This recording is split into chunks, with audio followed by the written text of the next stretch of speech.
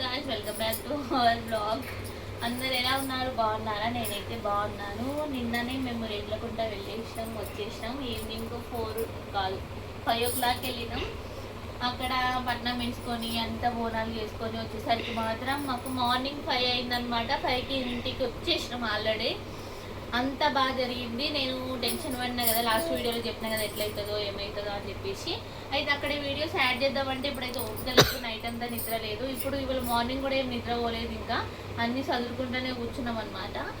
ఇక నేను ఆ వీడియోస్ అయితే ఇంకొక వీడియోలా యాడ్ చేసి ఎడిట్ చేసి మీకైతే వీడియోలో పెడతా. ప్లీజ్ నా ఛానల్ని సబ్స్క్రైబ్ చేయని వాళ్ళు ఇంకా ఉంటే సబ్స్క్రైబ్ చేయండి. Village blogs and food blogs and function blogs అన్నీ నేను మీతో షేర్ చేసుకుంటా. ప్లీజ్ మొత్తం వరకు వీడియోని చూసేయండి. అండ్ పిల్లల వీడియోస్ కూడా అప్లోడ్ చేస్తూ ఉంటా.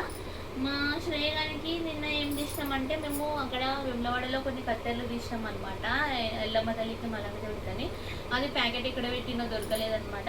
అందుకని చెప్పేసి ఇక్కడ మళ్ళీ కత్తెరలు ఇచ్చేసి వచ్చినాము అమ్మవారికి. అండ్ పట్నము అదంతా అయితే మంచిగా అంతా హ్యాపీగా అయిపోయిందనమాట. నేను టెన్షన్ పడినంత ఇబ్బంది అయితే ఏం జరగలేదు. చాలామంది ఉండే కానీ మాకైతే అనుకున్నట్టు బాగానే అయింది. నైట్ 11:30కి ఎల్లమ్మ దగ్గర పట్నం స్టార్ట్ చేసినాము. 12 తర్వాత అయిపోయిందనమాట.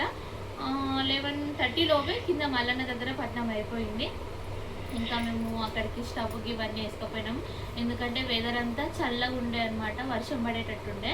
ఇంకా వర్షం పడితే కట్టెలు మడ్డాయి అని చెప్పేసి పెద్ద బుడ్డిను అవన్నీ వేసుకొని వేయడం అనమాట. అది నేను ఇంకొక వీడియోలో అయితే యాడ్ చేస్తాను, మీకు అన్ని క్లిప్స్ యాడ్ చేస్తాను మేము ఏ విధంగా వెళ్ళినాము. అండ్ అక్కడ ఓడి బియ్యం పోసుకోవడము, నా శారీ అండ్ పట్నాలు అదంతా, దేవుడి మల్లన్న గుడి, ఎల్లమ్మ గుడి అదంతా ఇంకొక వీడియోలో నేను మీకు అప్లోడ్ చేస్తాను అనమాట. మొత్తానికైతే హ్యాపీగా వెళ్ళొచ్చినాం. ఇదనమాట blog. Please like, share and subscribe. Bye.